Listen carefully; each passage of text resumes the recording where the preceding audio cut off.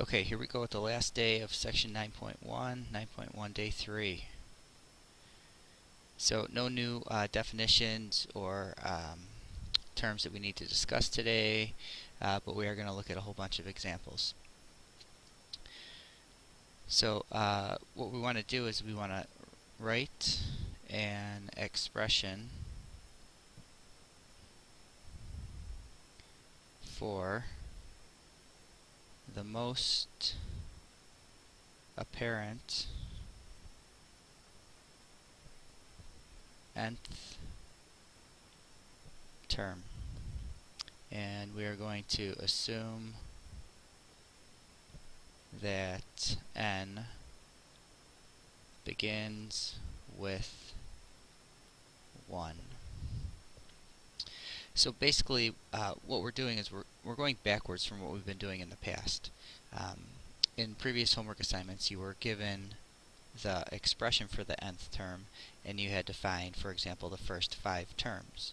So now we're going to start with the first few terms. So for example, A, we're going to have 3, 7, 11, 15, and 19. Okay, so this is a sequence that's going to continue on. And what we want to do is we want to come up with basically a formula that can generate these terms. So the way that I like to do these, and the way that I would recommend that you do them as well, is to put your numbers into a chart. So we're going to have n, that's the number that we're plugging in to generate each term, and then we're going to have a sub n, which is our nth term. If you want to compare it to functions, it's kind of like our f of x. So I have 1, 2, 3, 4, 5 terms, so I'm going to plug in 1, 2, 3, 4, and 5, and then the idea here is that when I substitute 1 into my nth term and figure that out, we're going to get 3, and when I plug in 2, I'm going to get 7. When I plug in 3, I'm going to get 11. When I plug in 4, I'm going to get 15, and when I plug in 5, I'm going to get 19. So we're trying to look for a pattern here. So we're going to try and figure out the nth term, so a sub n. Now, a lot of times you want to look for adding the same thing, multiplying by the same thing, maybe a combination of adding and multiplying. Other things you may look for are square roots or a factorial pattern, which we'll look at as well. Squaring, cubing, things like that. So somehow I got to figure out how to go from 1 to 3 and from 2 to 7, because I'm going to be plugging in these values of n, and when I plug those in I want to end up with my values for a sub n. 3 to 11, 4 to 15, 5 to 19. So you may have noticed that if I multiply these by 4, so 4 times 1 is 4, and I'm looking for 3, and 2 times 4 is 8, but I want 7. 3 times 4 is 12, but I want 11. So if I multiply my value of n by 4, I'm 1 off. So to get to the number that we really want, I'm just going to subtract 1. And there is our formula. So now if I wanted a sub 25, I would just plug in 25 for n to give me 99. So these are going to be a little bit tricky for you. You're going to have to think outside the box. Just be persistent, and you should be okay. Alright, next example. Let's say I've got 1, 1/4, 1/9, 1/16, 1/25. Alright, and the sequence will continue. So again, I'm going to make my chart. I'm going to have my values for n. I have 1, 2, 3, 4, 5 values given. So 1, 2, 3, 4, 5. And then fill in my values for my nth term, a sub n. So I have 1/4, 1/9, 1/16. Oh, I missed somewhere. Alright, well, we'll fix this. Sorry about that, guys. So 1, 1/4, 1/9, 1/16. Hope you're writing in pencil. 1/25, Alright, so looking for our nth term. So somehow we're trying to go from 1 to 1, from 2 to 1/4, from 3 to 1/9, from 4 to 1/16, and from 5 to 1/25. So we can see every nth term has a 1 in the numerator. And then we need to figure out how to use the value of n to get the denominator. So maybe you've noticed a pattern there. Well, 4 is 2 squared, and 9 is 3 squared, and 16 is 4 squared, and so on. So if I take my value of n and square it, that will give me my a sub n term. Alright, moving on to the next example.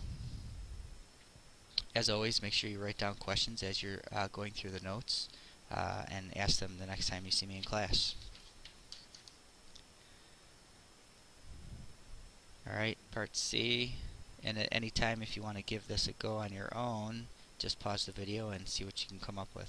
So we've got 1/2, 1/5, 1/10, 1/17, and 1/26. That's going to continue. So let's make our chart. We have 1, 2, 3, 4, 5 terms again. So 1, 2, 3, 4, 5, and then I have a half, 1/5, 1/10, 1/17, 1/26.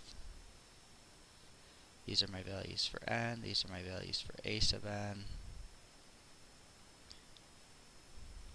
Right, so I can see again my value of a sub n, it's going to be a 1 in the numerator of some fraction, and then I just have to figure out how I'm going from 1 to 2, 2 to 5, 3 to 10, 4 to 17, 5 to 26.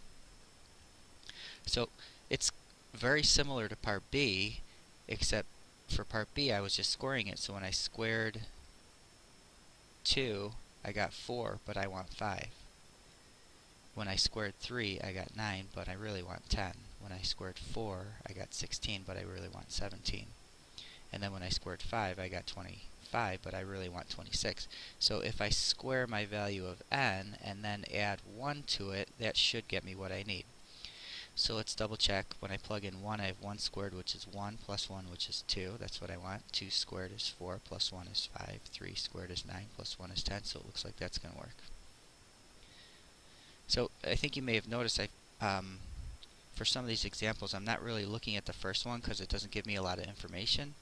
But then I did go back and check to make sure that my formula for the nth term did work for the first one. You know, the second and upwards terms, those are going to be a little bit more helpful for us a lot of times. Alright, let's try another one. Example D. We've got 1, 2, 6, 24, 120, and it's going to continue. So my values of n, I've got 1, 2, 3, 4, 5 terms again. 1, 2, 3, 4, 5. And then my values for a sub n, I have 1, 2, 6, 24, 120. So this is something that you may not have seen before. So what we're looking at here, if you notice that this 6 is going to be 3 times 2. Okay, or this 3 times this 2. And this 24 is going to be that 4 and that 6. And this 120 is that 5 and that 24. So really what's going on here, let's take a look at 1 factorial. So that's just 1. 2 factorial is 2 times 1, which is 2. 3 factorial is 3 times 2 times 1, which is 6. 4 factorial is 4 times 3 times 2 times 1, which is 24. Hopefully you're noticing how these numbers here are matching what we have in our problem. 5 factorial is 5 times 4 times 3 times 2 times 1. Calculate that all out, you get 120.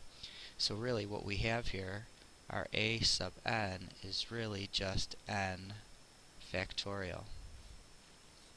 And this is going to be a very important sequence for us, so make sure that you're recognizing this sequence of numbers 1, 2, 6, 24, 120, because we're going to use it often.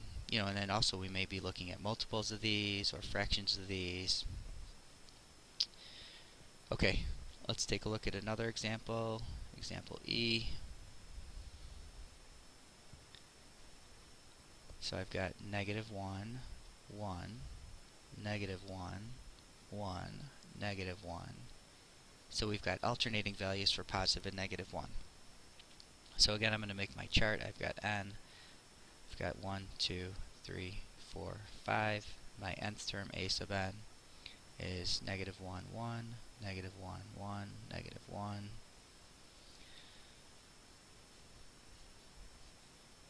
So let's see what we've got here. So somehow I have to figure out how to get alternating values of 1 and -1. So a sub n is going to be equal to, so anytime you want to try and get alternating values of 1 and -1, what you're going to want to do is you're going to want to take -1 and raise it to some exponent. So let's see if this works. So -1 raised to the first is going to be -1. -1 raised to the second, so that's -1 times -1, which is going to be positive. -1 raised to the third, so that's 3 negatives, that's going to be a negative. -1 to the fourth, that's going to be 4 negatives, so that's going to be positive, and so on. So again, keep this in mind. If you need alternating values of positives and negatives, the best way to do that is to take a negative number and raise it to an exponent. So we've got one more example.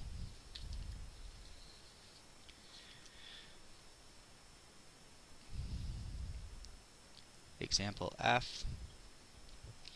I've got 3, -6, 9, -12, 15. So again, I have 5 values, so n is going to go from 1 to 5, 3, 4, 5, and my nth terms are 3, -6, 9, -12, and 15.